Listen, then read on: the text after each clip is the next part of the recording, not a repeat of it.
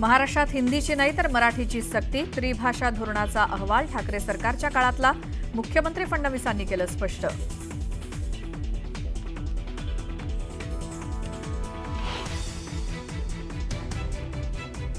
महानगरपालिकेच्या निवडणुका नसत्या तर कदाचित इतके वेगळ्या पद्धतीचे विरोध झाले नसते. त्रिभाषा धोरणाविरोधातील ठाकरे बंधूंच्या मोर्चावर मुख्यमंत्री फडणवीसांचा टोला.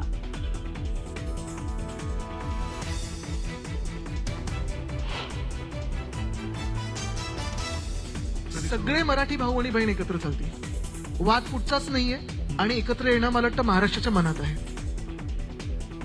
ठाकरे बंधू एकत्र येण्यावर ज्युनियर ठाकरेंचं सूचक विधान, महाराष्ट्राच्या मनात आहे तेच होईल.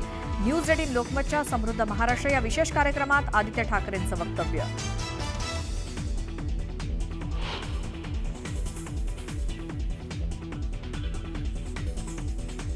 त्रिभाषा धोरणाविरोधात मुंबईत होणाऱ्या मोर्चाला राष्ट्रवादी शरद पवार पक्षाचा पाठिंबा, खासदार सुप्रिया सुळेंची माहिती. पूर्ण ताकदीनं पक्ष मोर्चात सहभागी होणार असल्याचं केलं स्पष्ट.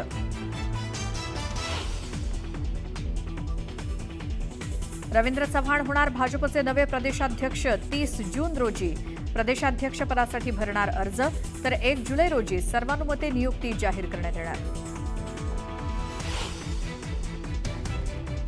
नाशिकमध्ये ठाकरेंच्या शिवसेनेला मोठा धक्का, महानगर प्रमुख विलास शिंदेंनी सोडली ठाकरेंची साथ. उद्या शक्ती प्रदर्शन करत शिंदेंच्या शिवसेनेत करणार जाहीर प्रवेश.